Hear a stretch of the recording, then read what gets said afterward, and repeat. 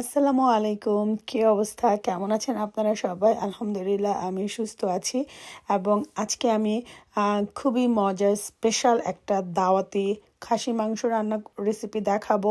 যারা হচ্ছেন স্পেশালভাবে মানুষ দাওয়াত করলে সবসময় কনফিউজ থাকে যে আসলে কিভাবে রান্না করব, কি রান্না করব। বিশেষ করে খাসির মাংস রান্নার ক্ষেত্রে আমরা সবসময় হচ্ছে একটু কনফিউজে থাকি যারা আমরা দেশের বাইরে থাকি যে মাংসটা গন্ধ করব কি না বা মাংসটা খাইতে কেমন হইব, লাইক মানুষ পছন্দ করব কি না, তাদের জন্য এই রেসিপিটা। আমি আশা করি আপনাদের কাছে ভালো লাগবে আর আপনারা যদি ঠিক এভাবেই যদি রেসিপিটা ফলো করে থাকেন অবশ্যই সবাই রান্নার খুবই প্রশংসা করবে। এবং এটা হচ্ছে বড় অনেকগুলো মাংস একসাথে রান্না করা এবং খাসির মাংসগুলো হচ্ছে বড় বড় করে কাটা। এবং আমার খাসির মাংসর আরও দুটো রেসিপি আমি অলরেডি পোস্ট করছি। যদি আপনারা আমার ওই দুটো রেসিপিও দেখতে চান অবশ্যই ডিসক্রিপশন বক্সে চেক করবেন। ইদার আমি আমার উপরে আইকনের ভিতরে দুইটা রেসিপি লিঙ্ক দিয়ে দিব, অবশ্যই চেক করবেন আপনাদের কাছে যেটা ভালো লাগে। তিনোটাই তিন রকম রেসিপি। তো চলেন আমরা হচ্ছে মজার দাওয়াতে খাসির মাংস রান্না করি। তো এইখানে প্রায় 7.5 কেজির মতো খাসির মাংস ছিল। আমি এইখানে জিরা এবং কাঁচা জিরা, কিন্তু জিরা, লং, তারপর হচ্ছে বড় এলাচ, ছোট এলাচ এবং হচ্ছে দারচিনি দিয়ে দিয়েছি। এবং এখানে আমি বেশি করে পেঁয়াজ কুচি দিব, যেহেতু অনেকগুলো মাংস। আমরা অনেক সময় বেশি মাংস রান্না করার ক্ষেত্রে সবসময় কনফিউজে ভুগি যে এতগুলো মাংস কিভাবে রান্না করব। তো এভাবে রান্না করলে বড় মাংস রান্না করার ঝামেলা একদমই কম। আমি এখানে শুকনো স্পাইসেসের মধ্যে হচ্ছে ধনিয়ার গুঁড়ো, ভাজা জিরের গুঁড়ো আর হচ্ছে আমার স্পেশাল বানানো বিরিয়ানি মশলা, শুকনো মরিচের গুঁড়ো দিয়ে দিয়েছি।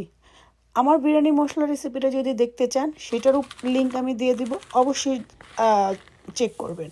আমি এখানে হচ্ছে টমেটো ক্রাশ দিয়ে দিয়েছি প্রায় 1.5 কাপের মতো। তারপর হচ্ছে আমি পেঁয়াজ বেরেস্তা দিয়ে দিয়েছি প্রায় আন্দাজ অনুযায়ী।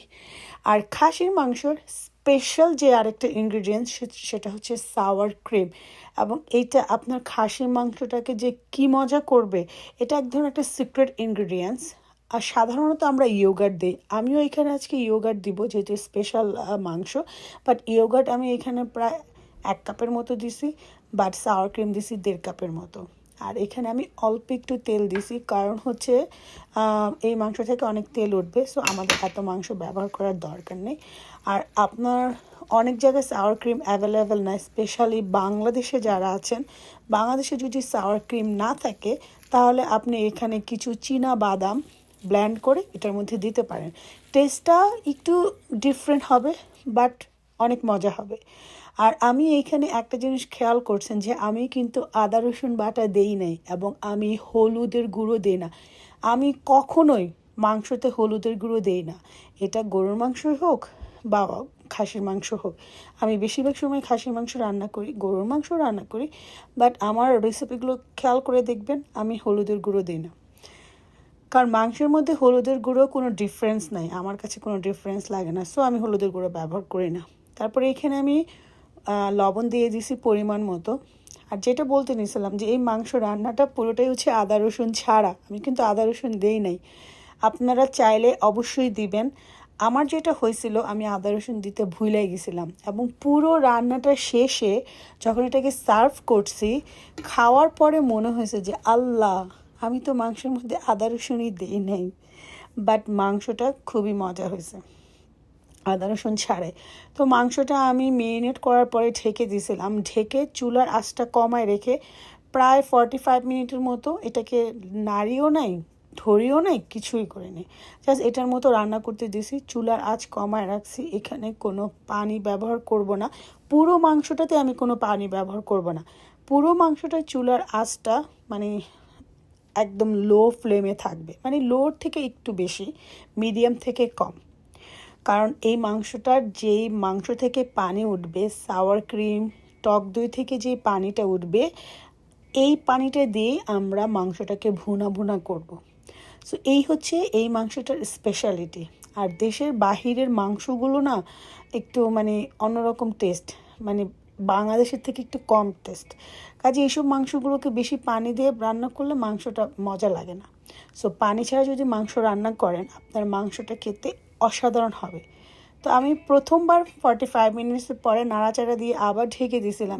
এখানে প্রায় 1.5 ঘন্টা পরে আমি 1.5 ঘন্টার মধ্যে এটাকে নাড়িও নাই, কিছুই করি না, জাস্ট ঢাইকা রেখে দিয়েছি। 1.5 ঘন্টা পরে দেখেন তেল উপরে উঠে গেছে, তার মানে মশলাটা কষানো হয়ে গেছে। এক্ষেত্রে মাংসটা মনে হচ্ছে যে প্রায় 50%-এর মতো হচ্ছে সেদ্ধ হয়ে গেছে। পুরো মাংসটা আমি প্রায় 3 ঘন্টা রান্না করছি, যেহেতু লো ফ্লেমে রান্না করছি এখন একটু সময় বেশি লাগছে। আস্তে লাইক স্লো কুক আছে না, এটা স্লো কুক থেকে একটু একটু চুলার আঁচ বাড়ানো, মানে এটা আস্তে আস্তে করে রান্না হবে এবং আস্তে আস্তে করে গ্রেভিগুলো হচ্ছে সুন্দর কষানো হবে, মাংসটা সিদ্ধ হবে। আমি আবার ঢেকে দিলাম এবং এই ঢাকনাতে আমি প্রায় 1 ঘন্টা পরে খুলবো। এই মাংস নাড়া চাড়ার কোনো ঝামেলা নাই, জাস্ট ঢাকা দেন, মাংসর মতো মাংস হইতে দেন এবং এই মাংসর মতো মাংস হইতে দিবেন, মাংস তখন তো মজা হবে। এবং 1 ঘন্টা পরে, এটা হচ্ছে আমার লাস্ট ঢাকা, দেখেন সব তেল উঠে গেছে। বলছে না মাংস থেকে অনেক তেল উঠবে, আমি প্রায় 7.5 কেজির মতো মাংস, এখানে আমি প্রায় হাফ কাপ তেল দিছি, দেখেন কত তেল উঠছে। তো এই পর্যায়ে মাংসটা কিন্তু আমাদের একদম সেদ্ধ হয়ে গেছে, এটা দেখতেই বোঝা যাচ্ছে যে মাংস সেদ্ধ হয়ে গেছে এবং হচ্ছে তেলগুলো উপরে উঠে গেছে। এখন গ্রেভিটা দেখেন কত মজার একটা গ্রেভি হয়েছে, দেখছেন? আদা রসুন ছাড়াও মানুষ রান্না করতে পারে। তো রাঁধুনি হচ্ছে সেই যে একটা ইনগ্রিডিয়েন্ট ছাড়া রান্না করতে পারে, বাট আমি এখন পর্যন্ত রাঁধুনি না, কারণ আমি একটা ইনগ্রিডিয়েন্টস না থাকলে আমি রান্না করতে পারি না। যেমন মাছ ভুনা করবো, টমেটো নাই, মাছ ভুনা করতে পারবো না। বাট আজকে আনফর্চুনেটলি আদা রসুন দিতে ভুলে গেছি, তো আদা রসুন ছাড়াই রান্না করছি। আজকের জন্য আমি সেরা রাঁধুনি। এবং আজকের মাংসটা দেখেন কত সুন্দর কালার হয়েছে, সুন্দর হয়েছে, এবং মাংস দেখেন কত সুন্দর সেদ্ধ হয়ে গেছে, দেখছেন? তো এখন আমি মাংসের মধ্যে জাস্ট 3টা জিনিস অ্যাড করব। এই পর্যায়ে কিন্তু মাংস ডান, বাট আমি এখন মাংসের মধ্যে স্পেশাল আরেকটু টেস্ট আনার জন্য, যেহেতু এটা দাওয়াতি বা কোনো স্পেশালের জন্য রান্না করা, আমি এখানে হচ্ছে একটু ঘি দিয়ে দিছি, তারপর হচ্ছে আমি কাঁচামরিচ দিয়ে দিলাম, তারপর হচ্ছে আমি এখানে ভাজা জিরের গুঁড়ো দিব। এটা এটা দিলে মাংসের টেস্টটা আরও বেশি বেড়ে যাবে। তো এখন এটা দেওয়ার পর আমি আবার একটু নেড়ে চেড়ে মাংসটাকে ঢাকা রাখবো এবং মাংসটা জাস্ট 2-3 মিনিটের মধ্যে ঢাকবো, দ্যাটস ইট, মাংস ডান। এবং এই খাসির মাংসটা খিচুড়ির সাথে, সাদা ভাতের সাথে, পরোটার সাথে, পোলাওর সাথে, সব কিছুর সাথে খুবই খুবই মজার একটা মাংস, আপনি যেভাবেই সার্ভ করেন না কেন। তো আশা করব যে আমার আজকের রেসিপিটা আপনাদের ভালো লাগছে। আমি আসলে মাংস রান্নার ক্ষেত্রে খুব এক্সপার্ট। বিরিয়ানি, মাংস আমার হাতে অনেক ভালো হয়, মানে এক একজনের রান্নার এক একটা জোশ থাকে। যেমন আমি ডেজার্ট খুব ভালো বানাতে পারি, মাংস রান্না আমার হাতে লাইক যেই আমার হাতে মাংস রান্না খাইছে এই পর্যন্ত, মানে সবাই মনে রাখছে যে এত মজা হয় মাংস রান্না। মানে আমি চোখ বন্ধ করে যদি মাংস রান্না করি, আমি অনেকভাবে মাংস রান্না করি, একভাবে মাংস রান্না করি না, যতবারই যেভাবে মাংস রান্না করি খুবই মজা হয়।